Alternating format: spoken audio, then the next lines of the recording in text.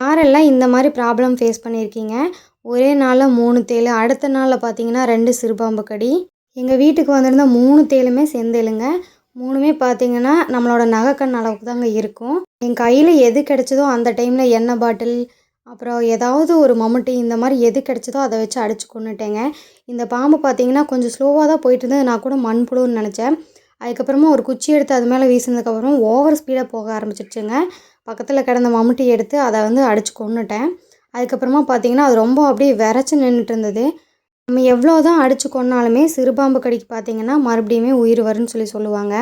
அதனால் நாங்கள் அதை அடித்ததுக்கப்புறமே பார்த்தீங்கன்னா கொஞ்சம் விரைச்சிட்டு தான் இருந்தது, உயிர் இருக்கிற மாதிரி தான் இருந்தது. அதனால் நாங்கள் அதை தீ வச்சு எரிச்சிட்டோம். இது எல்லாமே எதனால் எங்கள் வீட்டுக்கு வந்துச்சுன்னே எனக்கு தெரியாமல் இருந்ததுங்க. 2 நாளுக்கு அப்புறமா தான் பக்கத்து தோட்டத்தில் சொன்னாங்க. இந்த மாதிரி போர் போடும்போது பார்த்தீங்கன்னா நிலம் அதிருங்களா, அது போக பாறை இதிலெல்லாம் கொஞ்சம் அதிர்வு ஏற்படுங்க.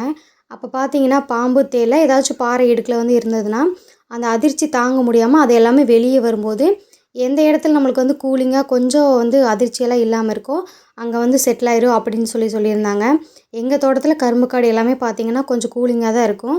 அதனால் அங்கே வந்தது எல்லாமே எங்களோட வீட்டு வாசலுக்கே வந்துருச்சுங்க. இந்த 3 தேளுமே பார்த்திங்கன்னா காலையில் 1, மதியம் 1, நைட் 1 இந்த மாதிரி தான் அடித்தோம். அதுக்கு அடுத்த நாள் பார்த்திங்கன்னா நைட்டு ஒரு சிறுவாம்பு கடி, மதியம் ஒரு சிறுவாம்பு கடி இருந்துச்சுங்க. இந்த சிறுவாம்பு கடி அடிக்கிறதுக்கு எனக்கு எதுவுமே கிடைக்கல கையில். டக்குன்னு செப்பல் தான் கிடச்சது, எப்படியோ அடித்து கொண்டுடலான்னு கொன்னாச்சு. இதையும் கொண்டு தீயிலுக்கு போட்டு எரிச்சிட்டோங்க. நம்ம எவ்வளோ தான் வீட்டை க்ளீனாக வச்சுருந்தாலுமேங்க, மழை பெய்கிற டைம் இல்லைன்னா இந்த மாதிரி போர் போடுற டைமில் பார்த்திங்கன்னா இந்த மாதிரி விஷப்பூச்சிகள் வீட்டு சைடு வரதான் செய்யும். நம்ம கரெக்டாக பார்த்துட்டோன்னா அதை அடித்து கொண்டுடலாம். எந்த ஒரு பாதிப்பும் இல்லாமல் நம்ம சேஃபாக இருந்துக்கலாங்க.